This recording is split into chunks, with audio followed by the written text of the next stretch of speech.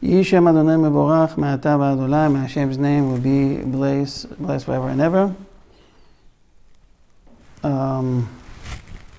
Today we're going to talk about the melacha, the work, the melacha that's called Boneh. Boneh, construction. Everybody knows that construction on Shabbat is forbidden. But what it really means, Boneh? What's Boneh means? So the Talmud in the Tractate of Shabbat teaches that the melacha of Boneh, constructing, applies not only to the act of erecting a building or a wall, which is obviously prohibited on Shabbat, but also to the act of digging a pit for storage, of sealing hole in the wall, or of flattening uneven spot on the floor of the house.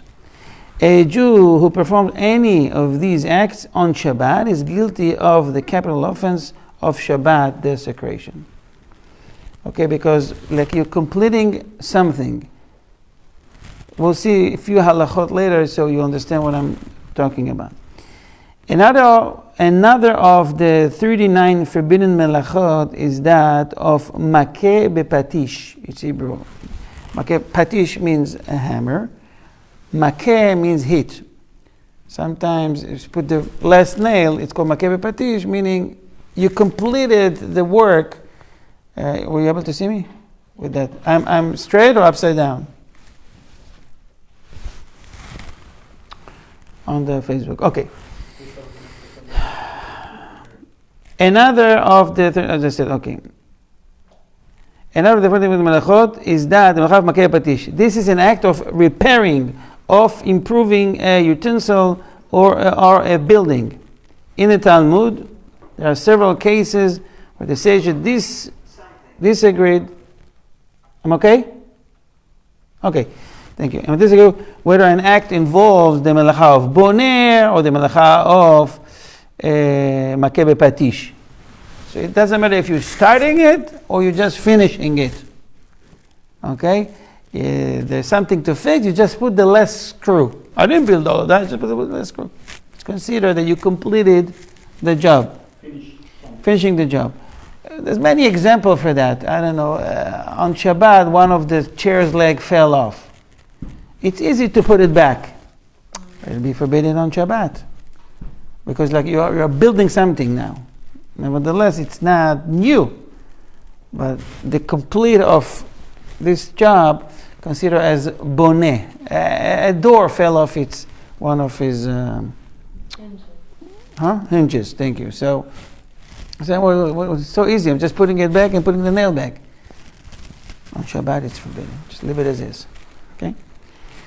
There is a fundamental difference between acts of the melacha of boneh performed in the construction of a building and in the construction of utensils.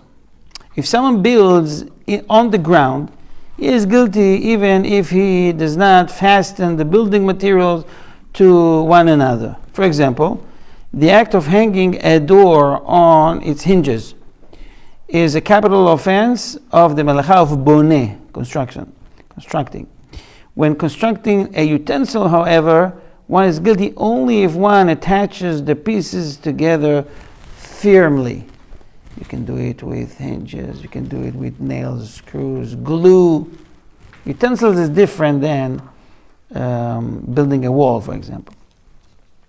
The Talmud teaches that when building a wall, if someone places the top row of stones in place, he is guilty of performing an act of boneh, construction, even if he does not cement the stones in place. He just put the bricks one on another. The stones were heavy enough to stay in place without the help of a mortar. Okay? On the other hand, if someone moves a very heavy closet and set it down in the corner of a room to remain there For this is the closet is not considered, for this is that, the closet is not considered a part of the building in which it is placed, whereas the stones are considered an integral part of the wall in which they are built. If someone would screw his closet to the wall, that will be considered an act of the melacha of Boneh. But just putting it, nevertheless you sweat and it's heavy and you have 3 people helping you. In Shabbat, it's okay to move one place to another. Chairs, setting up chairs and tables for a purpose. Not that you're preparing something for after Shabbat or to make it look nice. Well, there's the Torah class. You need to bring chairs here. It's at the 8th floor. It's still permitted. Regarding the construction of movable objects, there are 3 levels. Nailing or cementing the pieces together, which is forbidden by the Torah. Fitting the pieces into each other tightly, which our sages forbade lest one cement the pieces together. Lest one cement the pieces together. And fitting the pieces into each other loosely, which is permitted. This is just introduction, I will explain later.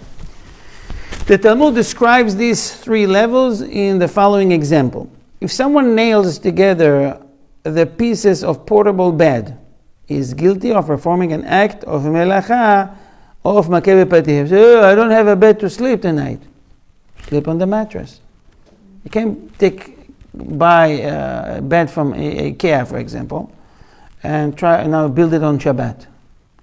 Even let's say you don't use tools, special tools. Our sages decreed that it is forbidden to fit the pieces together tightly for fear that someone might nail them together. If the normal practice is to construct the bed by loosely fitting the pieces together, it is permissible to do so, and there is no fear that someone might come to nail them together. And we'll see this later like Lego thingy. Okay, in a minute.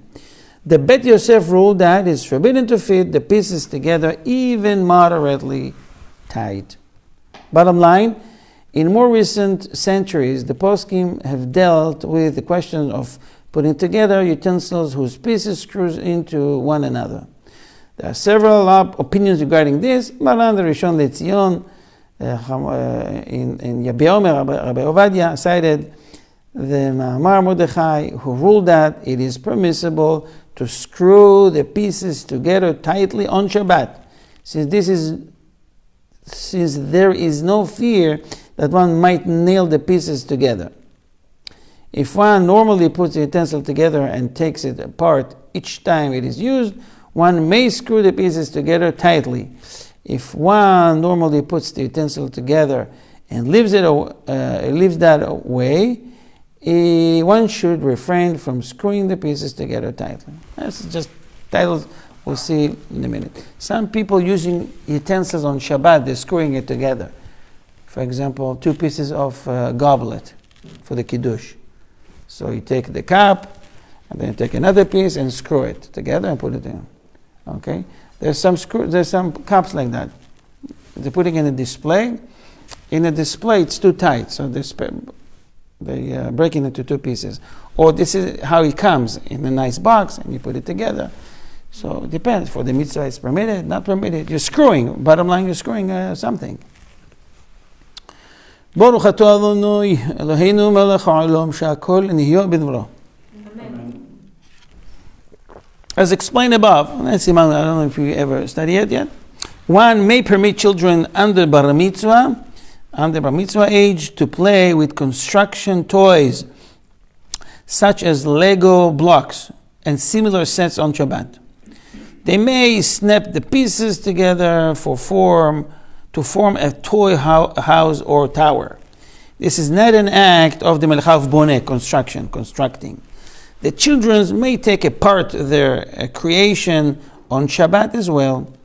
An adult may bring the set of building blocks to the children on Shabbat, even though Sephardic adults are not allowed to play with such toys on Shabbat. themselves, they can rely on the poskim who rule that the toy are not muktzeh and hand them to the children. There is room to say that all poskim would agree that modern toys that are not manufactured to be used as the toys are not muktzeh. Okay, some things kids can do and adults not. For example, bikes. So we let kids drive bikes on Shabbat, but adults cannot do that. Okay. Stender, like what I have my book on. This is called Stender. This is called Stender. The stuff we're putting this Svarim. This is Stender also. Okay, you see here, where you put the book on. It is permissible on Shabbat to raise or lower the platform of Stender by loosening the screws on its sides so that the platform can slide up or down and tightening them at the desired height. You don't see it here really back then in the old days they used to have one with screws. The screws you take in, you turn and you tighten it and it stays like. You want it to raise it, you take the screw out. Yeah, I don't think today they're manufacturing something like that. Today it's easy. Right. Maybe today they do, I don't know. Likewise, one may change the height of an office chair by turning a handle underneath the seat. This is something very common, everybody knows. Okay. A portable bed made of separate parts to enable it to be easily carried from place to place may not be put together by tightly connecting the pieces on Shabbat. Our sages decreed that this is forbidden for fear that someone might put the bed together with nails or pegs, P-E-G-S, which would constitute a capital offense of Shabbat desecration. An act of the melacha of makeh patish. You're creating something, right? And you're completing something right now. If the bed is made so that the pieces can fit together only loosely, one may put it together on Shabbat, since this will not bring anyone to think that it's permitted to nail the bed together. Because this is the bed, this is how it is. That's this time. Oh, this is about the goblet. It's permissible to put together a goblet and its stem and base on Shabbat. Since one does not usually force the pieces together, our sage did not fear that someone would come to nail it together. Okay.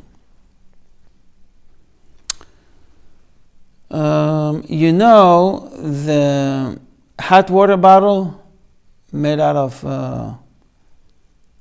rubber. If someone feels pain in the body or something, so you put hot water and you screw it in, screw it out. It's like screwing it's very firm. It's made of either plastic or strong metal. Huh? Say that again? Sometimes you can put it in the bed too for your feet. Right. Right. So someone asking, hold on, I'm screwing. Can I screw it on Shabbat? Open in and out, and putting in, putting back. Allah says, the common cast, for this reason, it is permissible to use hot water bottle on Shabbat and screw its plug on as tightly as one can. It is not prohibited as a medicinal treatment, as explained below in Siman 328. I don't know, we've studied the medication and medicinal drugs on Shabbat, right? It's not so simple to do or to take, because back then they have to make it. Yeah. Crush it, take leaves from here. Today it's easier, so the case is a bit different. Okay. One may use a salt shaker and screw its top on tightly as well. The same applies to the thermos bottle and a baby bottle, Since this is the manner in which these utensils are used.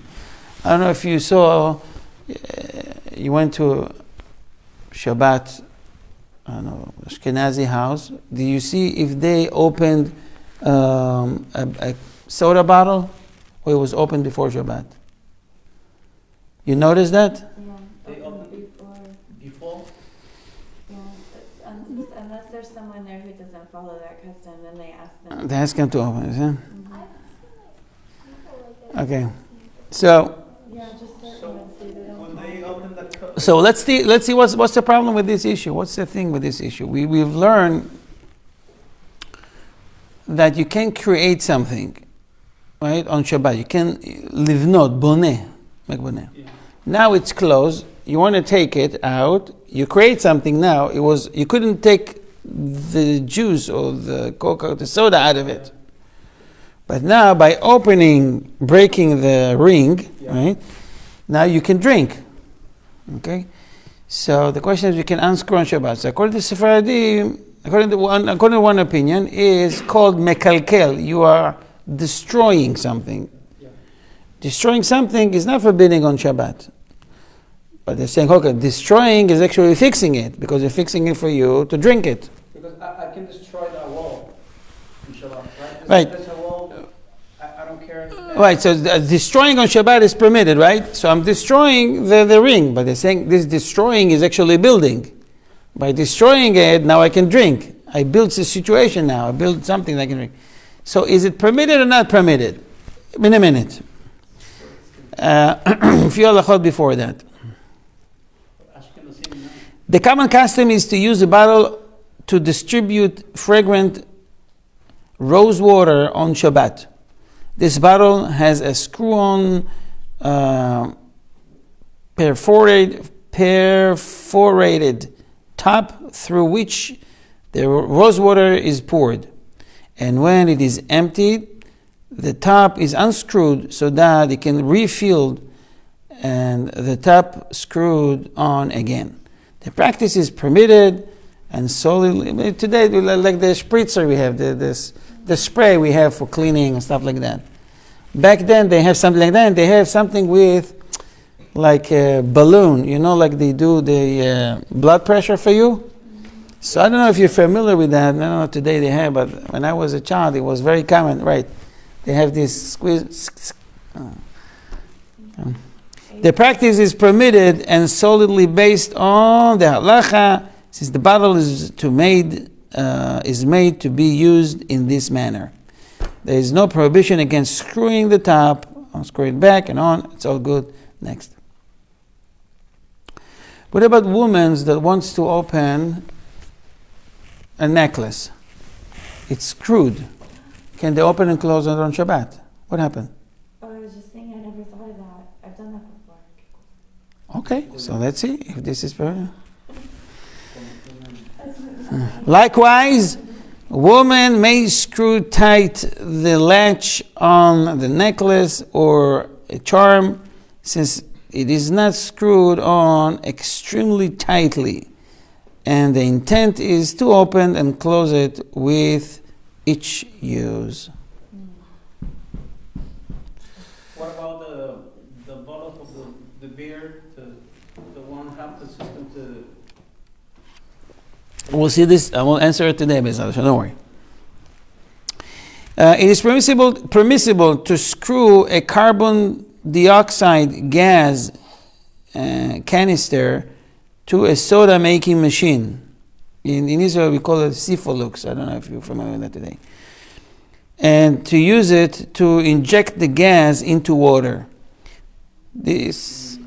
Today we're too spoiled. We have soda already, but I don't know, maybe even today people making soda at home. Mm-hmm. Okay. There is not an act of the melacha of boneh substance. One may make reconnect. Connection here is Hashem Yerachem. Do you know telescope or binoculars? Can I use it on Shabbat to see from a distance? Yeah, you have a system to... Not digital. It's mechanical. Oh, okay. It's a kind of telescope. Okay? Telescope or binoculars. Can I use it on Shabbat? The halacha says it is permissible to focus a telescope or binoculars to see something in the distance by twisting the focus control. Okay. Now, glasses. One of the glasses fell off. Can I put it back on Shabbat? But you can't see if you don't. How will you read? So you're saying yes? Yes. If I don't have glasses, I can read. You can't read? No. So, I mean, I need You can read without glasses. You just to go over a distance or closer. It's very hard.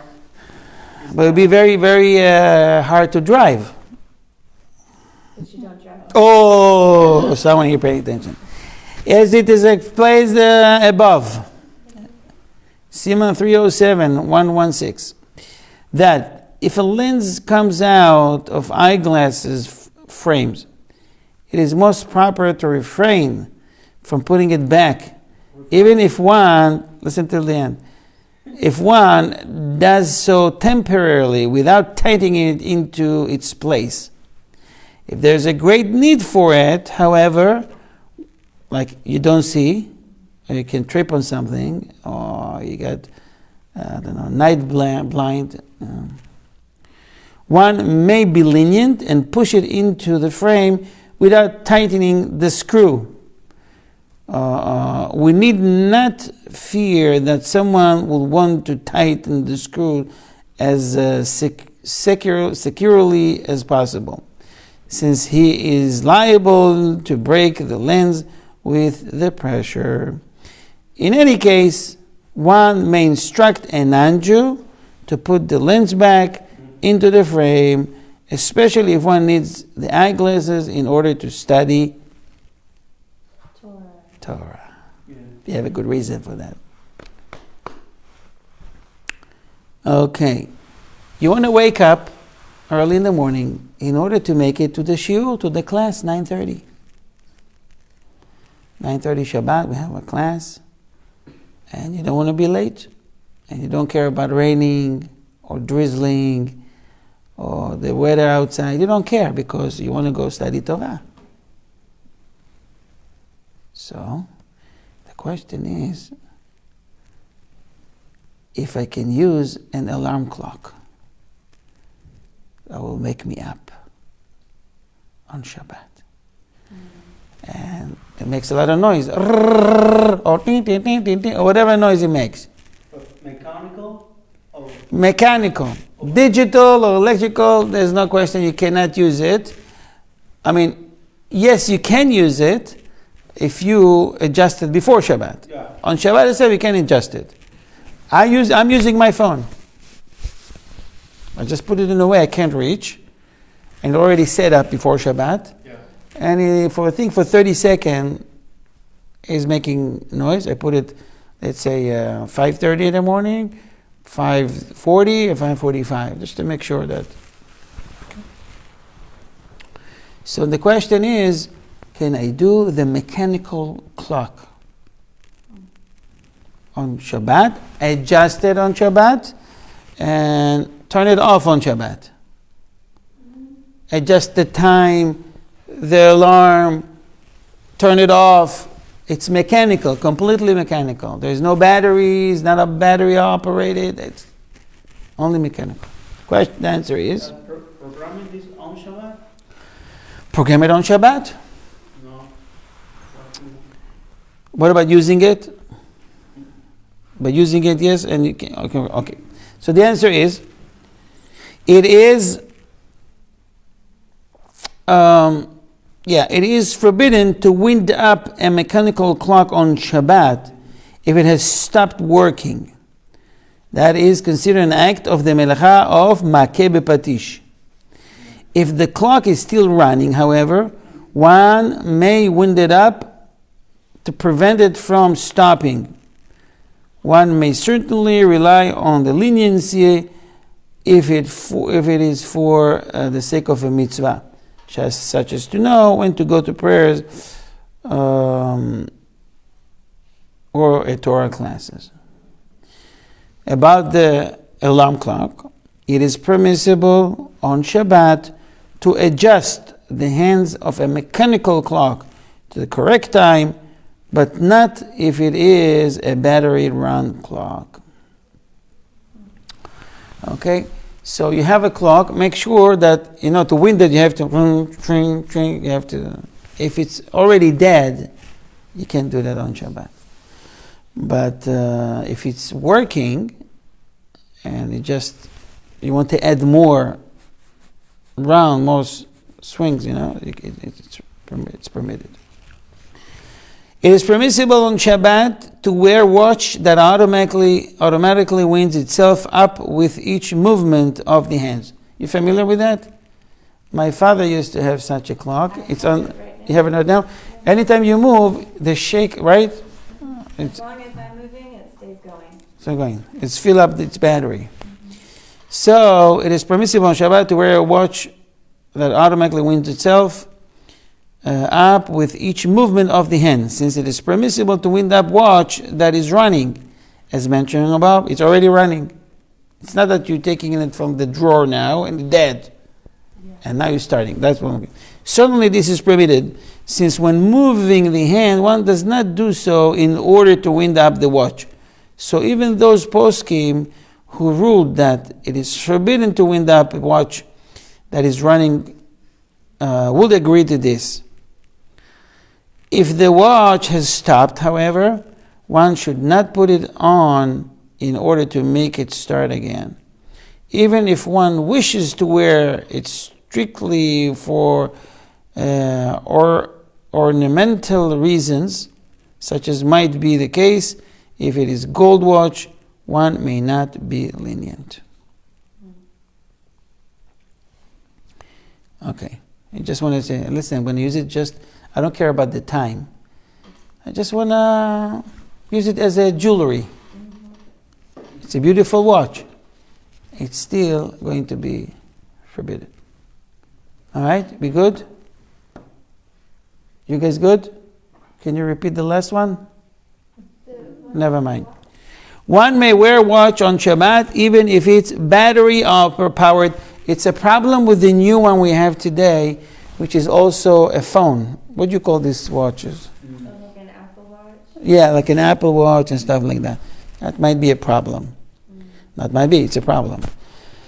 Because it give you updates, you get messages, and some of them counting the steps, the calories, the blood pressure. They're so sophisticated today. So you're carrying a phone on you. Cannot be used on Shabbat. If there is one that is permitted to be used on Shabbat, I don't know. You have to Google it and see if it's okay. Maybe there's some code you can disable the features, or I don't know.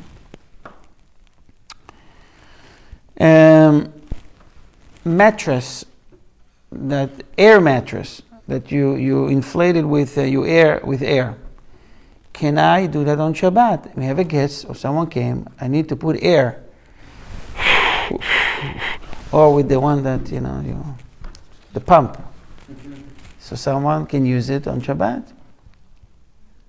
Can I do that on Shabbat? But don't you also screw? Is there a screw too? Could be.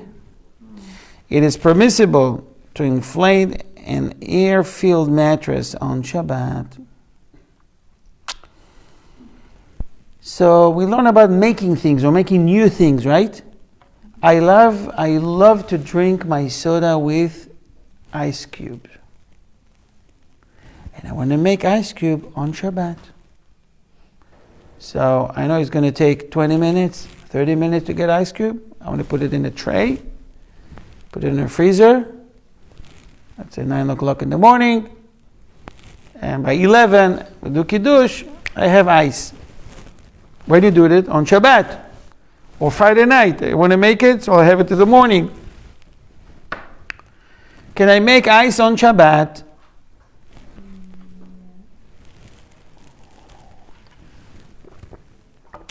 the halacha says the following: it is permissible to fill an ice cube tray or a plastic bag with water and place it in the freezer on Shabbat.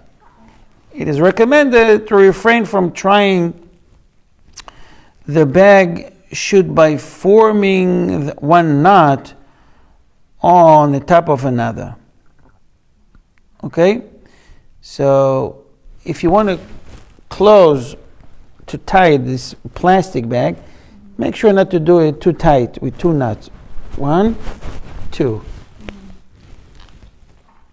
It's recommended to refrain from tying the bag shut by forming one knot on the top of another. Rather, one should tie it once and form a slip knot on the top of that. Technically, however, it's permitted to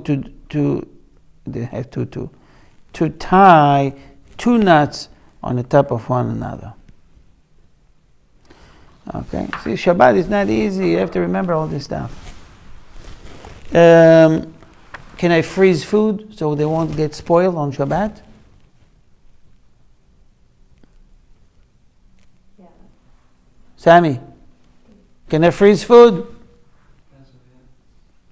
There's a difference between solid or liquidish food. Let's say I want to freeze challah or half a challah. Or I want to freeze soup. I finished to eat. I want to freeze it so it won't get spoiled. I'll eat it maybe on Sunday, Monday, next day. I don't know. The answer is absolutely yes. Why not? Even if you want to keep it for Sunday or for Monday, you can still freeze it. Okay?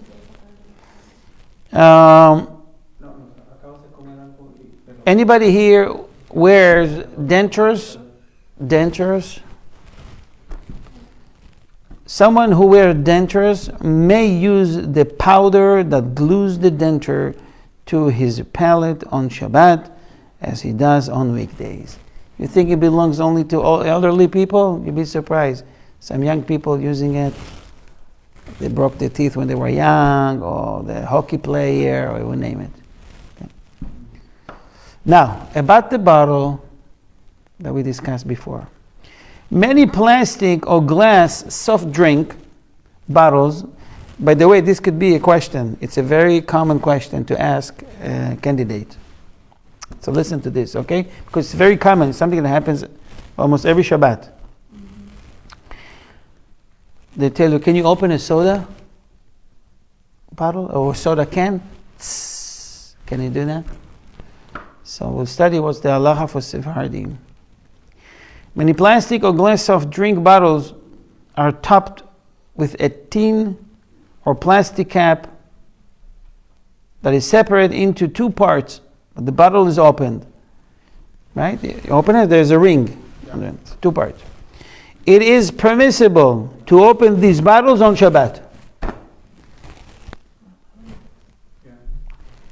The Ashkenazim used to make fun of the Sephardim in the yeshiva when they open, and when the bottle says, let's call it Shabbos Goy.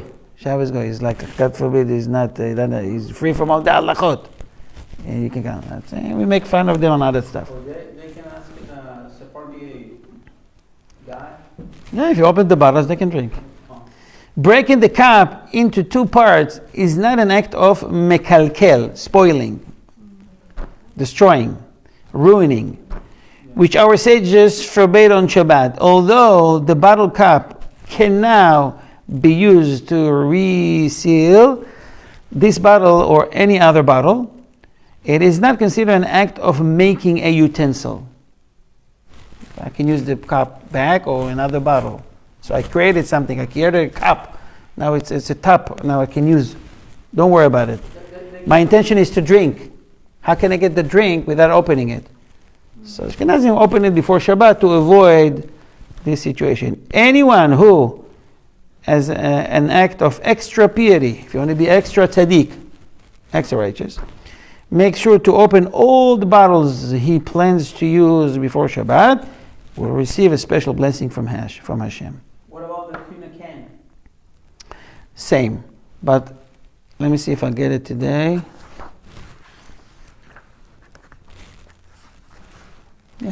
I'm going to get it today. There's a trick how to do it. It's not only tuna can, any other corn can, or any other can to be open on Shabbat. When you open a can, you create a utensil. Now I pour the inside, but I can use it to put drinks in it, for example. You should understand, back in the days, they reuse this stuff. They almost never throw it.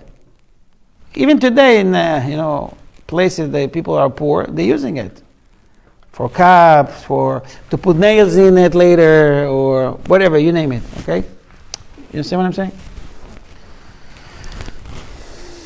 So the halacha says, okay, so what if, so we can open it, we can break it, right? What if there is words on it, like the date, or wording like drink it and enjoy it. When I open it, I'll break the words. It's like I'm erasing on Shabbat.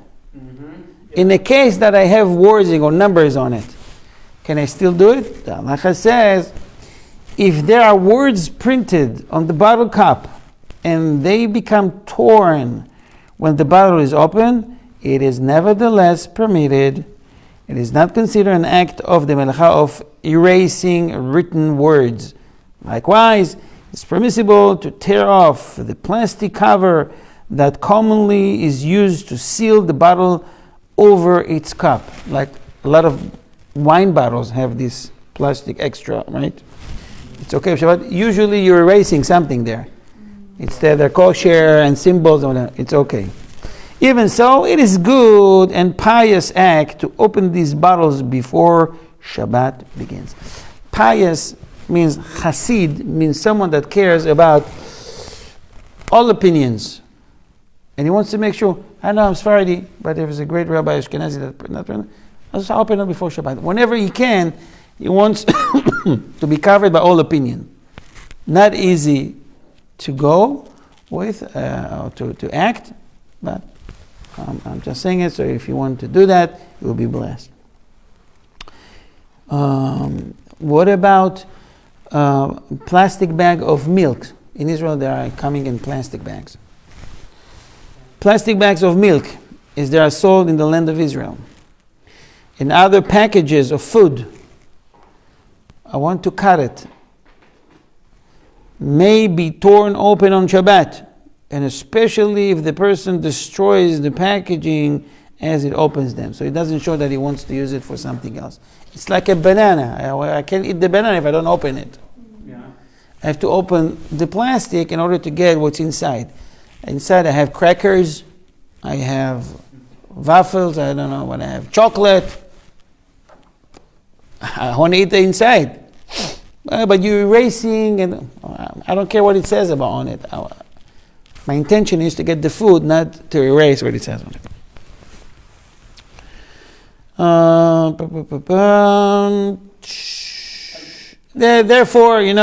Therefore, it is permissible to tear open the packages of candies and treats that are commonly distributed to children in a synagogue when someone celebrates a family occasion. Likewise, it is permissible to tear open a box of matzah or wafers on Shabbat if one wishes to eat them, or ice cream, and everything that you do in order to get a food, it's permitted. Nevertheless, let me just finish this. This is especially true if one destroys the wrapper as one tears it. Although our sages decreed that it is forbidden to destroy things on Shabbat, this restriction does not apply if it is necessary in order to enjoy foods on Shabbat. Go ahead. The cake with the letters. Okay, that's for another class. I need to explain that. In general, yes, it's okay. For Ashkenazim, it might be a problem. Chacham Ovadia says, especially when it's made from its own material. For example, biscuit. You know, biscuit?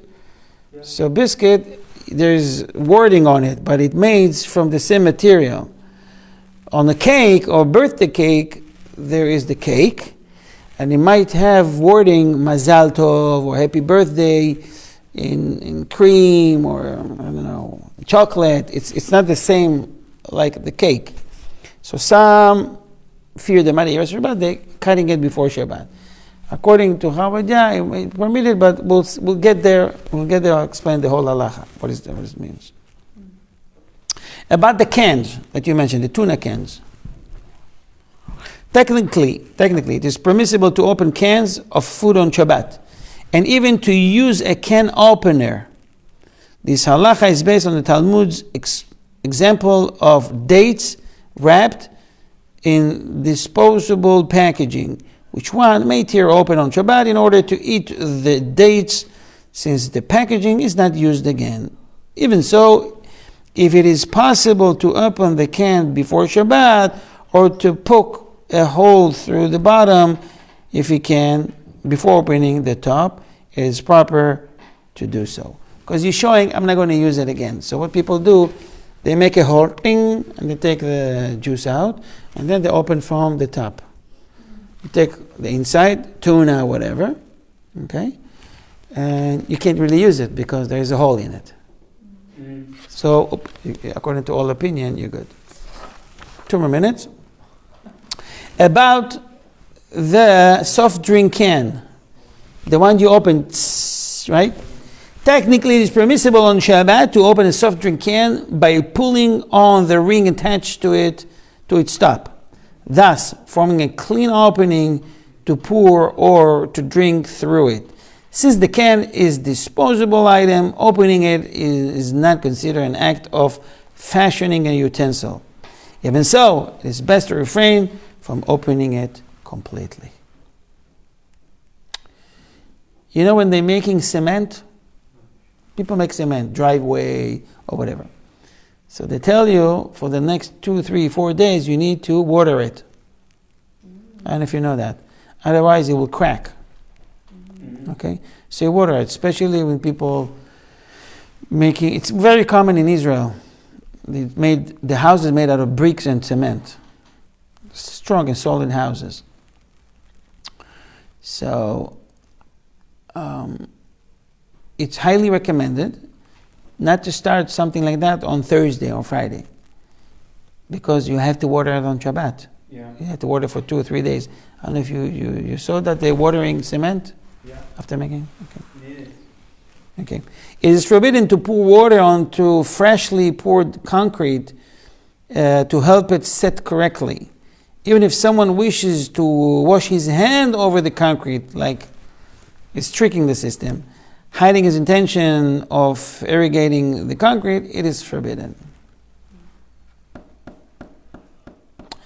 I will end with maybe 2 more halachot, and that's it. Sometimes the sink at the house get filled with, I don't know, some residue of food, oily stuff, and you want to use, we call it like pompa. I don't know what you call it here. When you get clogged, a plunger, right? Plunger. So can I do that on Shabbat to release it, to release the stuck food there? If a sink has become completely clogged up so that no water drains through it, it's forbidden to open it on Shabbat using a rubber plunger, even if one desperately needs the sink. Listen till the end. This is likely an act of repairing a utensil and is capital offense forbidden by the Torah. One may not use any plunger if it is not the type a professional plumber would use. In case it is needed greatly, one may instruct a non-Jew to open the drain, and especially, to instruct non-Jew to instruct another non-Jew to do it. Okay, this is even better. If the sink is not completely clogged, the water is all the way to the top, but they're coming down slowly.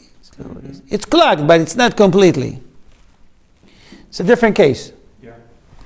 If the sink is not completely clogged and the water does sip through the drain bit by bit, and 1 or 2 pumps of the plunger should succeed in freeing at least part of the clog, it is permitted with a household plunger, since this is a job that requires no training. It is not considered an act of ovdin dechul, something that you do during the weekdays. You work hard, you get a plunger, you call a plumber. It's easy, book, and it's released. In either case, it is permissible to pour boiling hot water into the sink in the hope that it will melt the built-up grease that is clogging the drain pipe. During the week, it's recommended to call Mr. Jeff, phone number, if you need, we'll give you the numbers later. Okay, one more thing. It is permissible to zipper a hood onto a coat on Shabbat or to attach it with snap. Technically, it is permissible to separate 2 yogurt cups from one another on Shabbat. There's no problem. Of course, if you do it before Shabbat, it's even better. I will end now seriously with it. This is the last one. 1 second. It is forbidden to attach towel hook to a wall or closet on Shabbat, and it is also forbidden to peel one off the surface to which it has been attached. We're talking about the one that has sticker behind it. Okay. It is permissible on Shabbat to hang framed picture on a nail that was driven into the wall before Shabbat. Likewise, it is permissible to take down a picture that had been hanging on the wall. This is not an act of melacha, or boneh, or soter, or destroying. There are no issues with mikzeh. In this case either, it goes without saying, however, that one may not attach a picture to the wall with tacks, the little thingy. It happens many times, especially when you have little children at home. They climb on chairs and tables and they're messing up the room. So this is a common thing that happens with the picture. Questions? Yes. If you don't use a plunger in a sink, is it permissible to use like a coat hanger? Like a piece of wire? So again, if this is something it's easy and you don't need the training for that, it might be okay as long as it drains a bit by a bit. But if it's stuck, it might be a problem. If a non-Jew comes and fix it for you, that this is no issue, and it's great, and he's doing a great mitzvah because we're using the sink. We have to use it for many things on Shabbat. On behalf of Ohev Israel Foundation, I want to thank you for coming, participating in the class. Be'ezrat Hashem, may you be practicing these halachot soon as tzaddikim, as not regular Jews, Jew tzaddik, righteous people. Say Amen. Amen. Thank you.